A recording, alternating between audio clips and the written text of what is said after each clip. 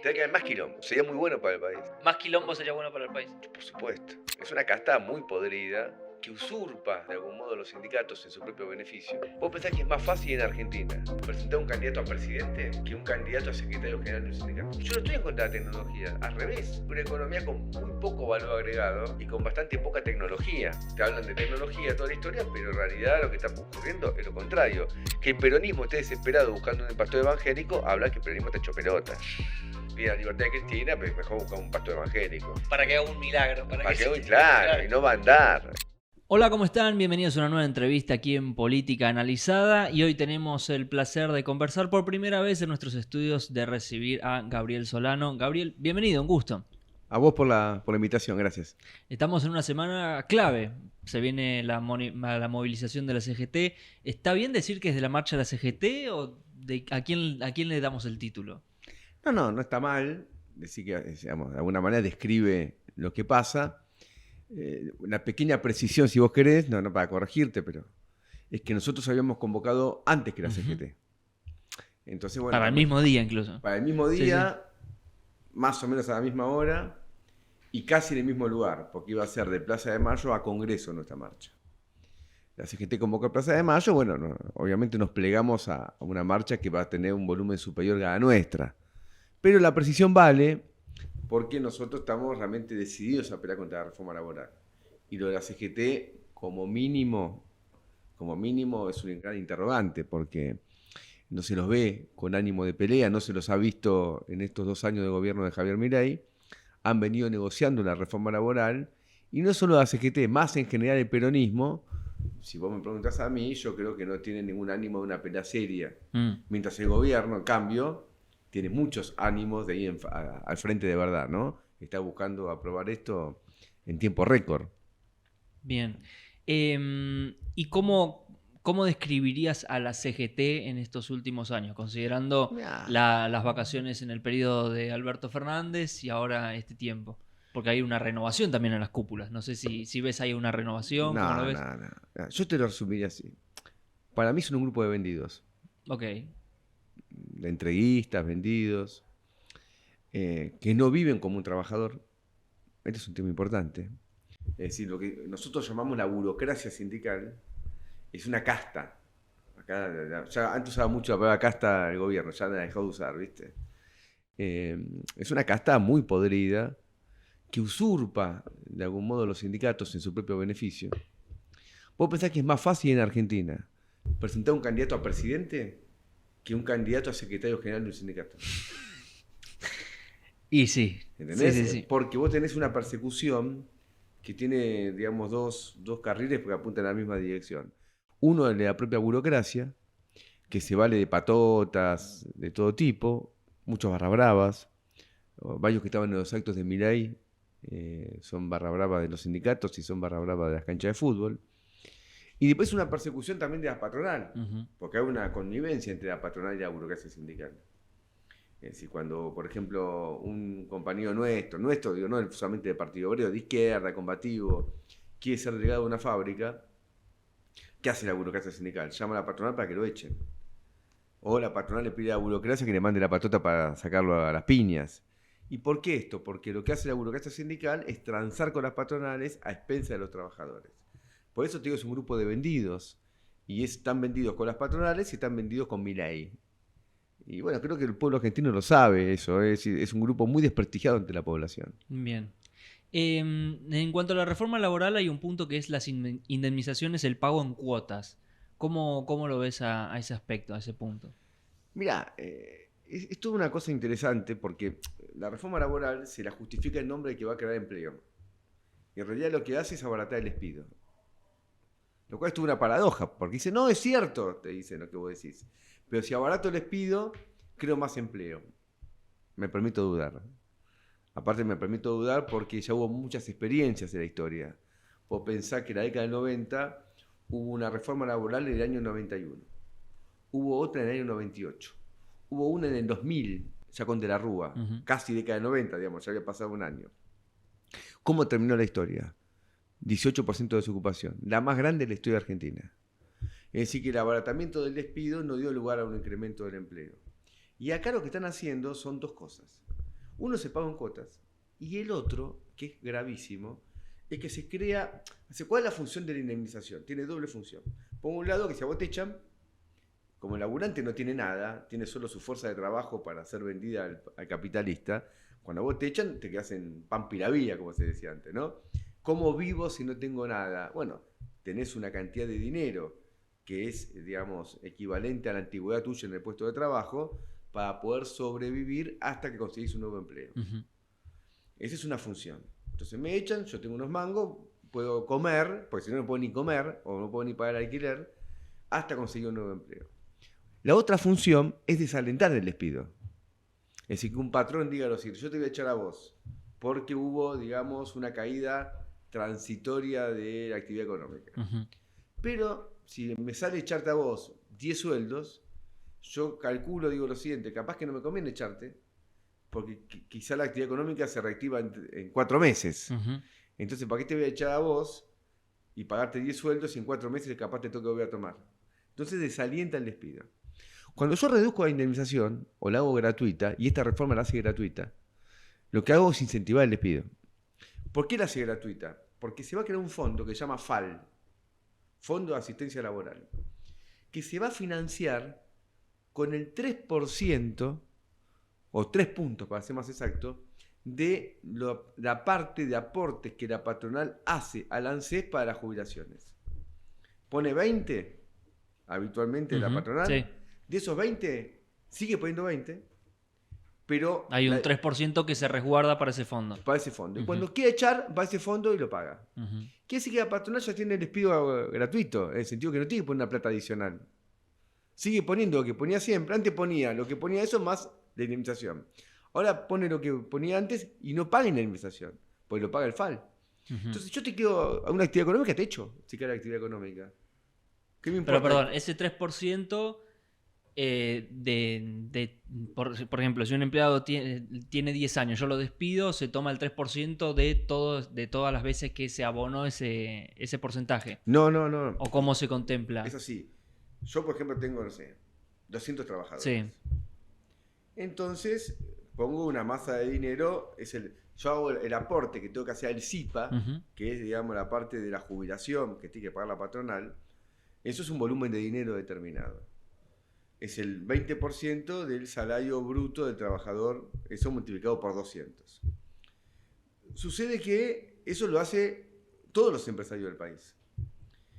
De ese 20% que mando hoy, 17 va a seguir yendo a la jubilación y 3 puntos de ese 20 va a este fondo de FAL. Cuando yo quiera despedir, voy al FAL y me da la totalidad de tu indemnización. La totalidad, sale. Lógico. Ok, bien. No el 3% nada más, la totalidad. Aparte yo capaz que no he hecho a los 200, he hecho a 20. Sí. ¿Entendés? Si he hecho a 200 puede cerrar la fábrica. He hecho a 20, entonces me pagan tu indemnización. Esto tiene doble problema. Tiene un problema que va a haber más despidos y tiene un segundo problema que se quiere ocultar, que es que se está desfinanciando el ANSES. ¿Cuánto va a afectar al ANSES? Bueno, ya hay cálculos que hablan entre 3.000 y 4.000 millones de dólares anuales. Si yo desfinancio el ANSES, ¿qué va a pasar? Los jubilados van a seguir ganando una miseria. Entonces vos te das cuenta que esta reforma lo que no tiene nada bueno para el laburante. Nada. Por ejemplo, vos decís, ¿vas a tener más vacaciones que antes? No, menos vacaciones. ¿Vas a ganar más que antes? No, vas a ganar menos. ¿Vas a laburar menos que antes? No, vas a laburar más. Decime dónde está la ventaja de esta reforma para el laburante. Se presenta como modernización, pero en realidad es un retroceso gigantesco. Porque vos vas a laburar más. El mundo discute la reducción de la jornada laboral. Acá se discute el incremento de la jornada laboral. ¿Y cómo se puede pensar una reforma? Porque a veces yo escucho en las conversaciones o en los medios siempre es, bueno, despidos, por ejemplo, diste el caso, 200 empleados, 20 empleados. Pero también hay que pensar un poco en el comerciante que tiene capaz 8 empleados y cómo también a esos comercios, una verdulería, una heladería, capaz el pago de una indemnización termina rompiendo un negocio. O cómo se contempla a esos pequeños productores. Porque es ahí donde está la gran mayoría del empleado negro. Que es, la verdad que tengo 6 empleados, ponerlos en blanco, me termina saliendo más caro, si tengo que despedir a uno, termino vendiendo gran parte de las cosas para poder pagar a eso. Yo no creo que sea así. ¿No crees que sea así? No. A ver, tenemos un problema que es el punto de partida del relato favorable a la reforma laboral. ¿Cuál es este relato? El punto de partida es que hace falta una reforma porque Argentina tiene como problema que el costo laboral es alto. Ese es el diagnóstico del gobierno, de la UIA, de todo eso. Yo opino exactamente lo contrario. El costo laboral es bajo. El salario es bajo. Y como todos los impuestos o contribuciones se miden a partir del salario, porque son porcentajes del salario, ¿cuánto? A ver, vos te bolsa una heladería hace 4 años. ¿Cuánto ganás? 800 lucas. Te echaron. 3 para 200. Tanta plata, ¿eh? Bueno, pero hay que analizar también el caso de la heladería. Bueno, porque, por ejemplo, el pago de la indemnización se paga, entiendo que también con el sueldo más alto. O sea, si yo te doy aguinaldo, se contempla también eso. Sí, o un bono. Sí, bueno, 4 millones de pesos. Y bueno, si el negocio funciona, si no funciona, no es culpa del laburante. O sea, porque si no, parece que el problema lo tiene el trabajador. Si no funciona la heladería, pues no se vende helado. Si no se vende helado, pues el país está quebrado. Bueno, es culpa de Milei, no es culpa del laburante. Porque en la escala social, el último dejón de tarro es el trabajador.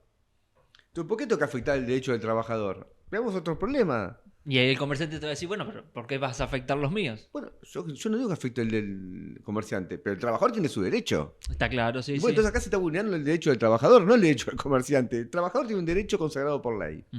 Ese derecho se tiene que cumplir. Y te insisto, el costo laboral es bajo en la Argentina. No es alto, los salarios son muy bajos. El otro día vi una pirámide social. Sí. Además, salió mucho por los medios, no sé si la viste. Creo que es del Gino Germani. Bueno, cuando vos ves, mide ingresos por hogares, no por persona. Entonces, lo aclaro porque por hogares puede haber 2 ingresos por hogar, 3 ingresos por hogar. Sí. El 80% de los hogares tienen ingresos menores a 2 millones de pesos. Si vos tomás como promedio que laburan 2 por hogar, digamos que estamos en 1 millón de pesos, o por debajo. Entonces, los salarios son muy bajos. También razón por la cual vos tenés una caída del consumo en todo este tiempo. Bajo el gobierno de Milei, digo, vamos al grano, cerraron 19.000 empresas. Cerraron porque el heladero no puede pagar la indemnización. Ese es el diagnóstico. Yo digo, es importante el diagnóstico. Vos vas a un médico, te tiene que diagnosticar. Si tienes un problema de corazón, es un tratamiento. Si tienes un problema del hígado, es otro tratamiento. Si tienes un problema... No sé, ¿cuál es el problema? El diagnóstico es el punto de partida de la solución. ¿El diagnóstico es un problema de costo laboral? Yo pienso que no. Que es lo contrario. Entonces, toda la receta que se está dando, todos los remedios que se están dando, es para un no problema. Entonces, no vas a tener una solución a la crisis argentina, y lo que sí vas a tener es un agravamiento de la crisis social, y vas a tener un incremento de beneficio empresarial. Pero nada más que eso. Bien. Uno de los objetivos de la reforma es generar más empleo en blanco, más empleo registrado. Mentira. ¿Cómo te imaginás vos que se tendría que apuntar para que eso cambie en Argentina? Para crear empleo registrado, primero hay que crear empleo. Bajo el gobierno de Milei hubo una destrucción de 300.000 puestos de trabajo registrados. Y vos fíjate que ya la reforma, la ley de bases, contempla medidas de reforma laboral. Por ejemplo, se decía lo siguiente: vamos a bajar las multas que la bajaron al trabajo no registrado.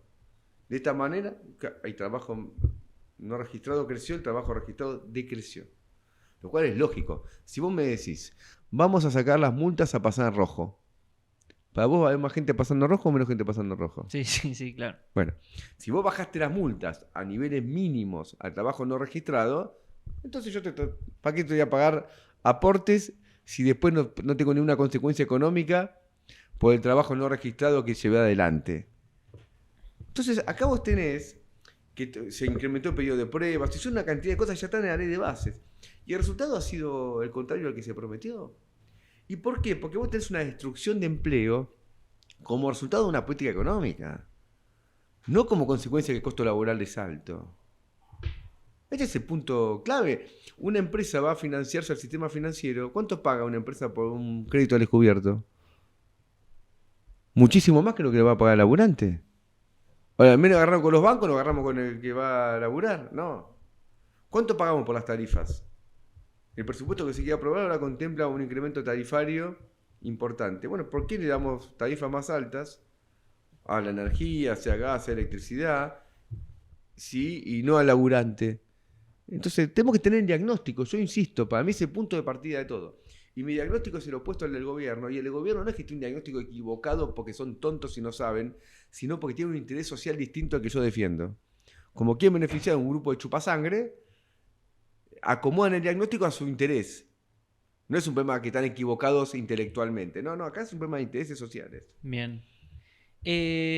La otra vez estaba leyendo una noticia que Amazon en Estados Unidos despidió a 30.000 empleados que estaban relacionados en el área de distribución interna y demás, y todo reemplazado por robótica.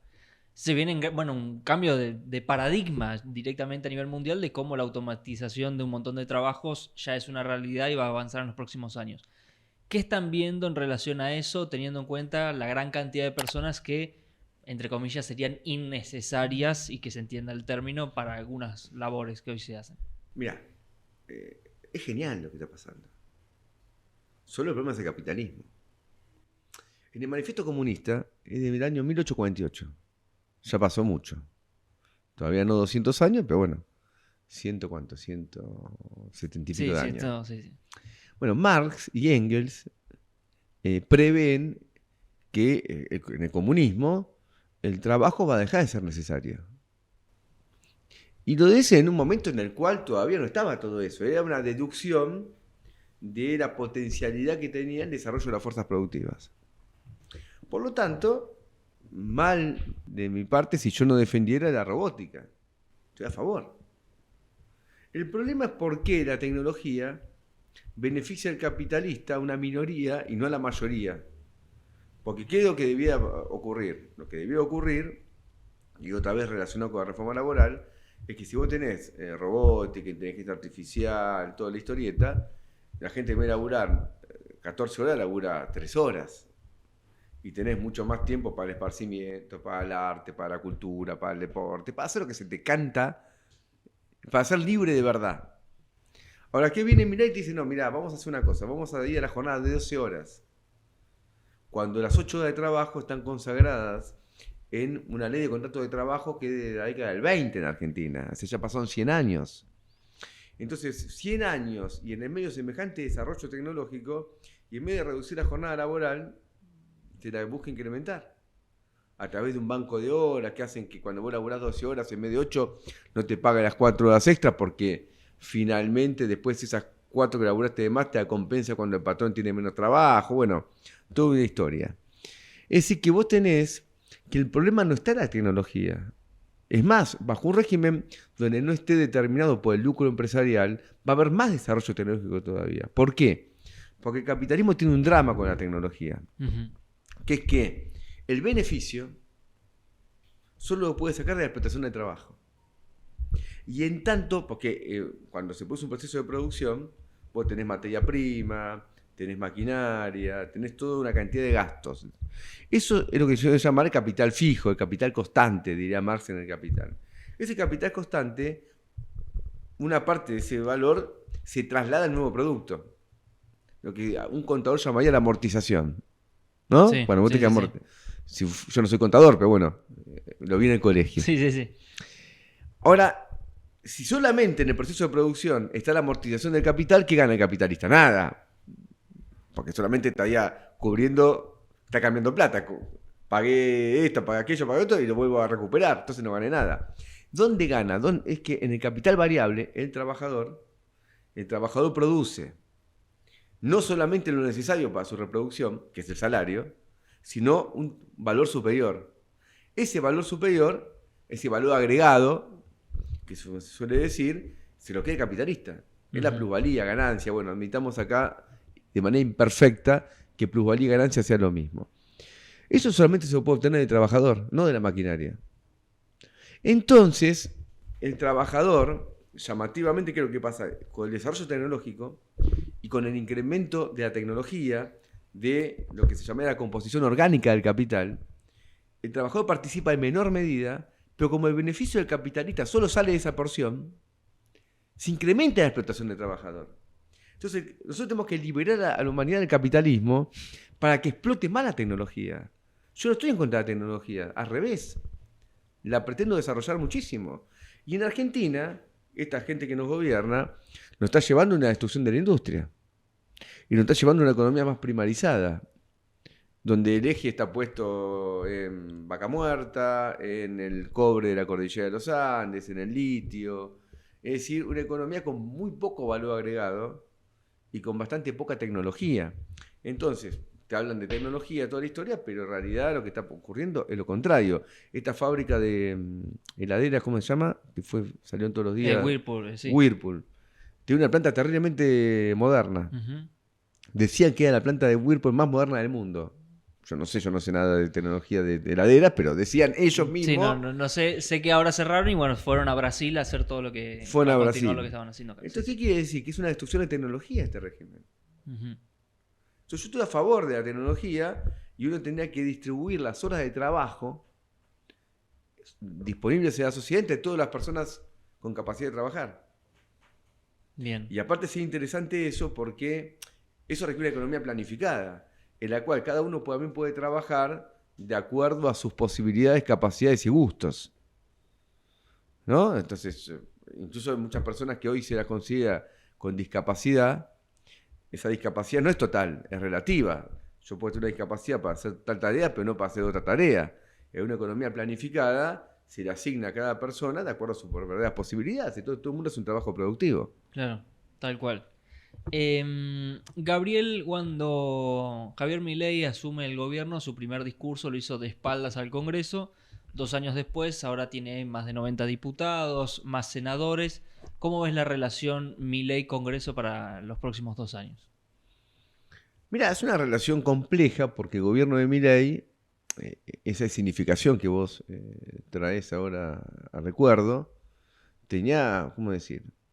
Por un lado un poco de demagogia, anticasta, pero también tenía cierto, ¿cómo te puedo decir?, teatralización fascistizante. Porque en un régimen, la democracia es muy limitada. El pueblo no delibera ni gobierna, eso lo dice la Constitución Nacional. Sino solo a través de sus representantes. Y el intento, dice la Constitución, de que el pueblo quiera deliberar y gobernar directamente, se lo considera sedición. Y en el Código Penal tiene penas muy altas. Entonces es una democracia limitada.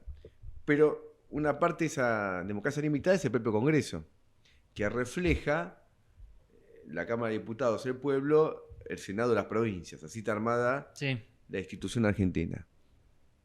Las provincias, ¿por qué? Porque se eligen 3 senadores por provincia con independencia de la cantidad de habitantes. Entonces vos tenés provincia de Buenos Aires y Santa Cruz tiene la misma cantidad de senadores. Cuando en proporción no es lo mismo. En proporción son 400.000 versus, no sé, 15 millones. Uh-huh. Y la otra tiene una proporción más ligada a los habitantes, ¿no? Darle la espalda a la Cámara de Diputados y todo es darle la espalda al pueblo desde el punto de vista de la representación. Porque el presidente puede ser el presidente, pero no quiere decir que todo el pueblo lo votó. En primera vuelta sacó el 30% de los votos. El 30% del 70% que votó, se sacó el 21% del 100%. No es que él representa al 100% de la población. Las distintas proporciones están reflejadas en el Congreso. Ahora, después, esa medida que él hizo tuvo 2 vaivenes. Por un lado, un veto permanente, convertido en método de gobierno, pero a la vez una colaboración del Congreso, que salvo a último momento del año pasado, de este año. Sí, de este año. Que se revirtieron, ya pensé que habíamos pasado el 2016. No, todavía estamos acá. Que se habían revertido algunos vetos, después le votaron muchas leyes y dejaron pasar otros vetos. Ahora posiblemente el gobierno, con una porción de votos mayor, va a buscar aprobar algunas leyes, reforma laboral, reforma... Aparte, Argentina tiene un régimen constitucional, bueno, puede sacar una modificación de Código Penal por decreto. Los tribunales no te lo van a avalar. Claro. Entonces necesitas pasar por el Congreso para muchas cosas. Entonces, bueno, acá va a haber una tensión, creo, de una colaboración del Congreso con Milei. Si vos me preguntás a mí, va a pasar eso. ¿De quién? ¿De qué bloques políticos? De todos. Menos de la izquierda. ¿Por supervivencia? ¿Por conveniencia? Un poco de todo y por acuerdo de fondo. Uh-huh. ¿A qué voy? Pregunto, ¿acuerdo o coincidencia ideológica? Porque también puede pasar eso, que de golpe hay más liberalismo en el Congreso. No, pero el liberalismo es, ¿cómo te puedo decir? Es una definición de una corriente de pensamiento. Yo, cuando digo no me refiero a las corrientes de pensamiento, me refiero a los intereses reales que existen. Cuando vos me decís por qué el gobernador de Catamarca, y el gobernador de Tucumán, y el gobernador de Salta, que tributan al peronismo, le van a votar todo ahora, mira, y todo, ahora le votan el presupuesto. ¿Por qué lo hacen? ¿Lo hacen solo por un problema de adquisición liberales? No, los tipos no son liberales. Nunca leyeron a Adam Smith, no tienen la menor idea. Lo hacen porque ellos defienden a Rigi, porque quieren que sean provincias básicamente basadas en la minería.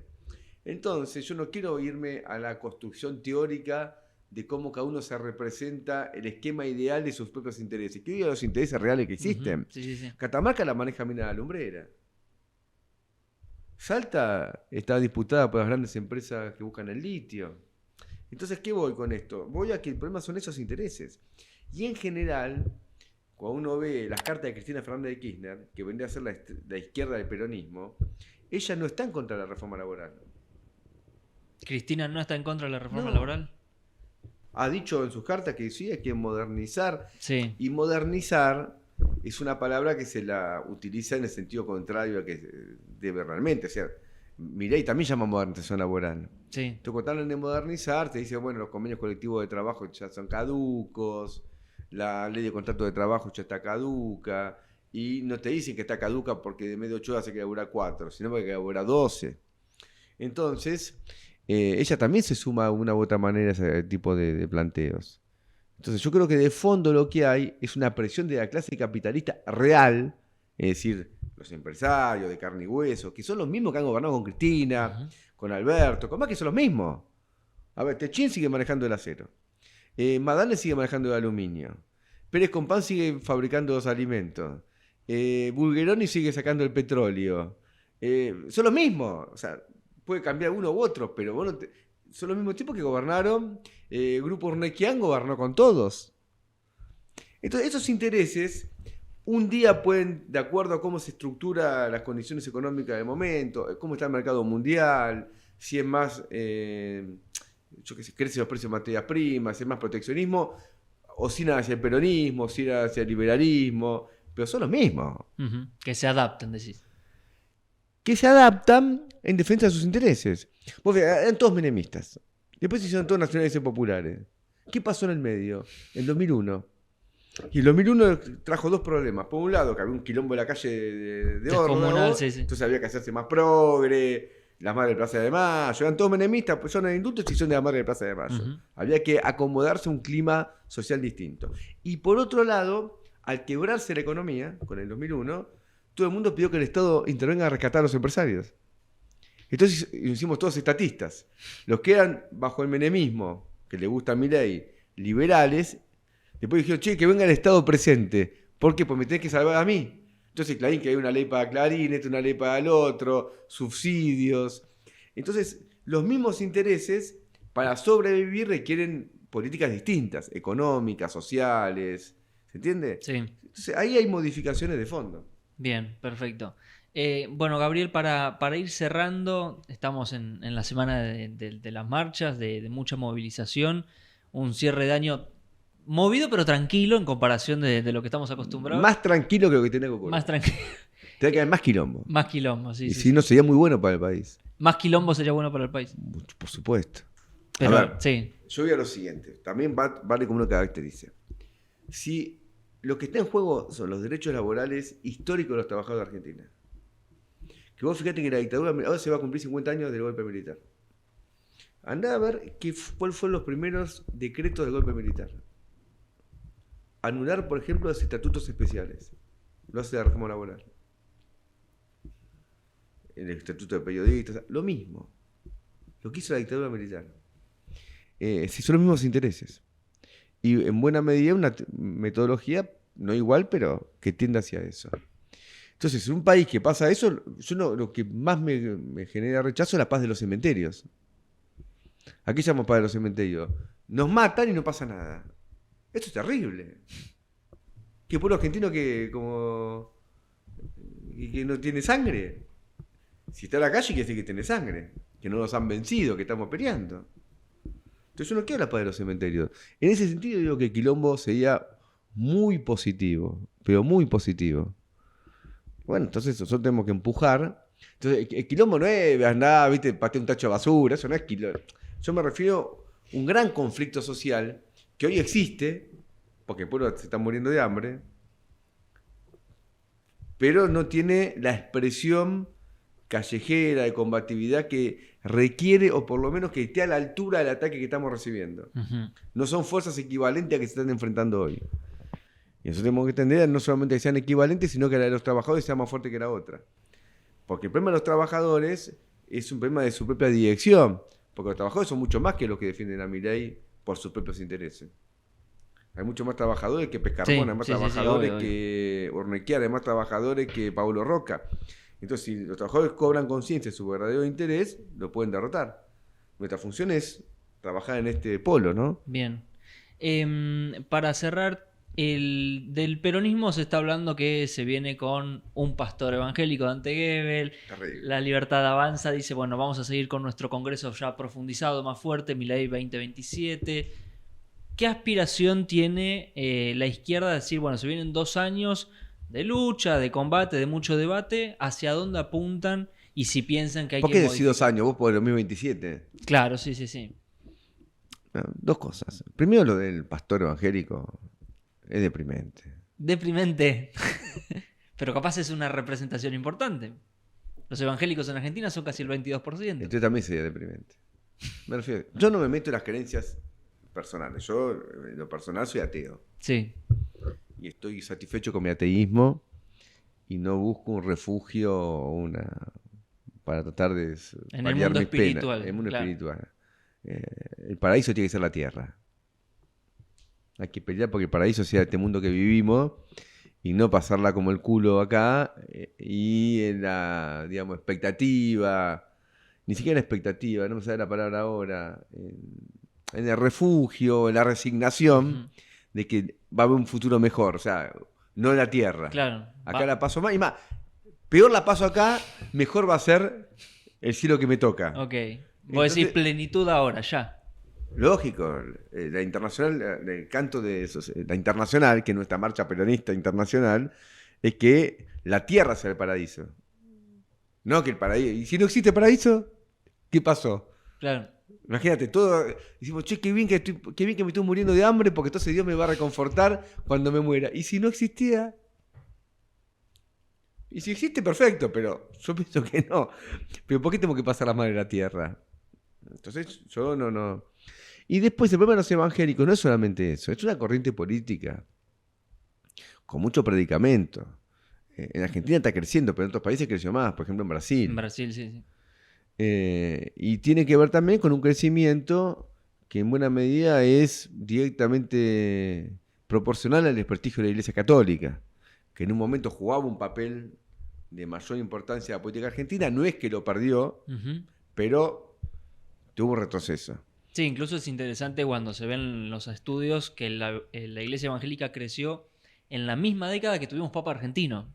Uno podría decir que tendría que ser al revés, sin embargo... Y no, y lo cual te demuestra que hay un desprestigio de la Iglesia histórico, que es un declive, que es difícil de revertir. Y no solamente en Argentina, es en el mundo. Entonces vienen a tratar de contrarrestar eso con un crecimiento de otras fuerzas religiosas. Pero que en general apoyan causas bastante reaccionarias. En Brasil, hoy en general apoyan el bolsonarismo.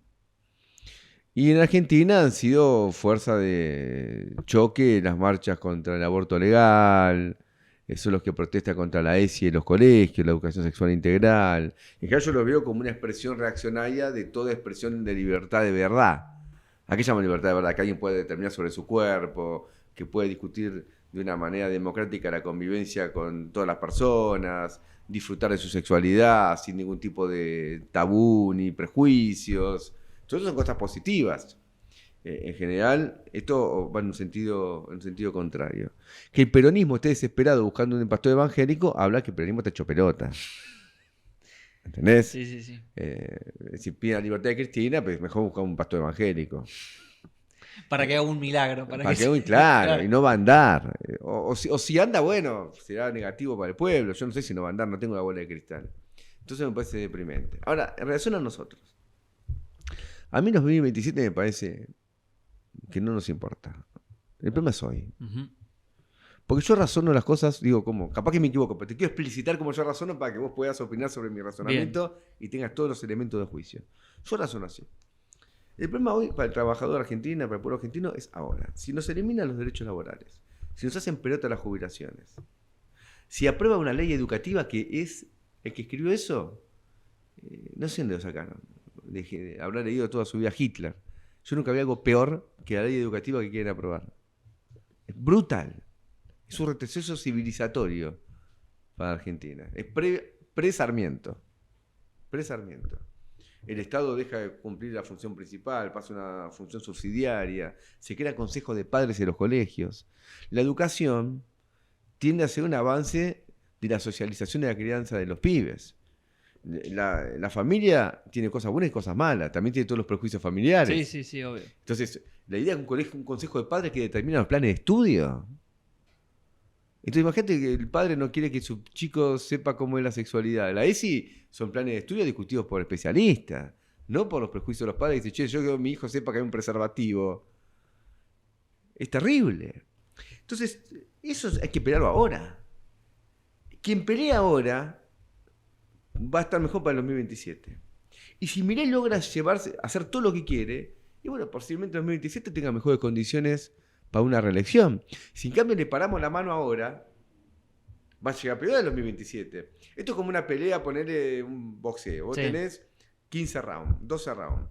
Si te va ganando todos los rounds, reforma laboral te ganó, reforma provisional te ganó, reforma educativa te ganó. Bueno, sí, sumó más puntos para el final. Para el final, o te ganó por punto, o te ganó por nocaut. Y si incluso después pierde, no sé por qué motivo raro, igual perdiste todo. Uh-huh. ¿Y el que viene te lo va a devolver?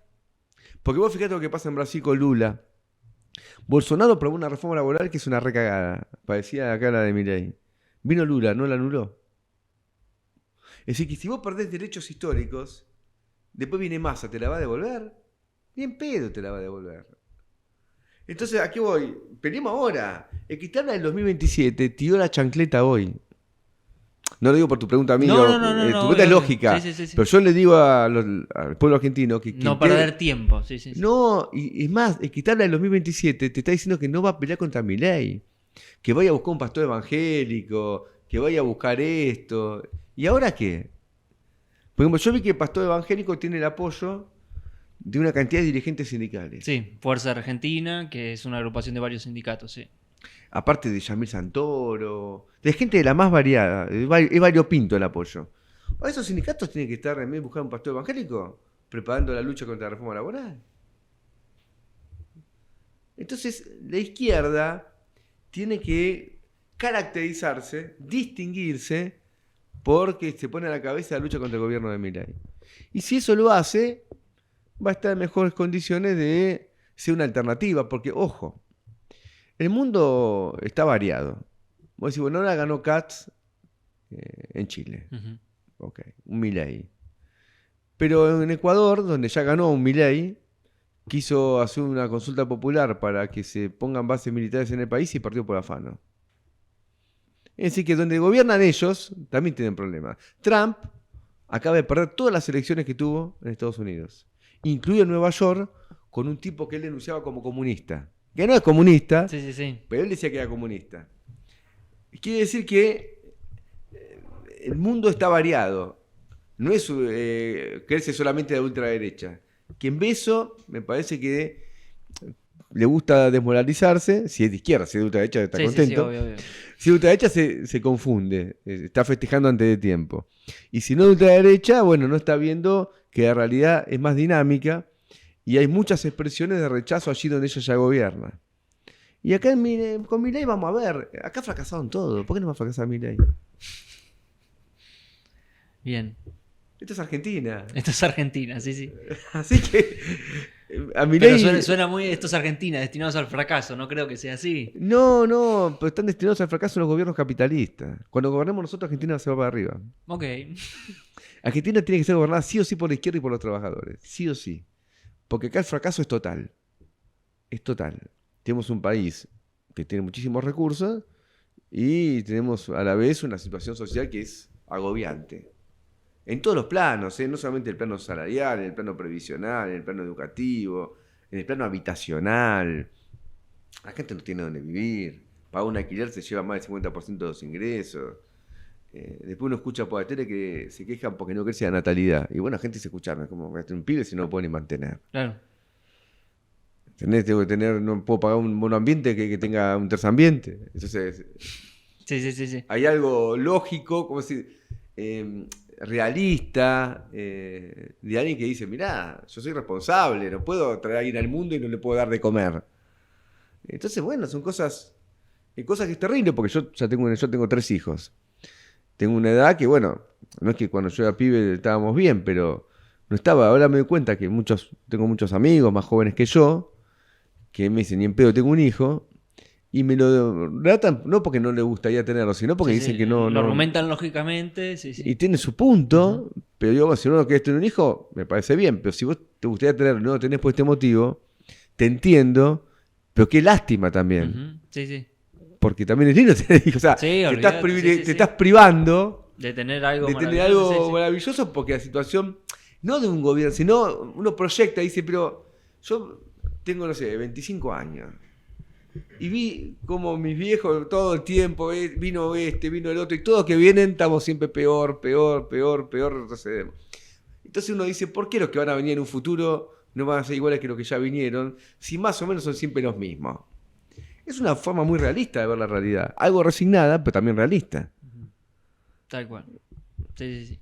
Gabriel, muchísimas gracias por venir. Un lujo recibirte. Seguiremos en contacto y bueno, viendo cómo avanza este fin de año enérgico. Sí, ya estamos cerca del 2026. Sí. Va a ser un 2026 para mí ultra movido. Y yo a Milei le veo una enorme fragilidad y pie de barro. Así que no baja la guardia. Bien, gracias por venir. Un placer. Gracias a vos por estar ahí del otro lado. Recordá suscribirte, activar la campanita y nos vemos en la próxima entrevista aquí en Política Analizada.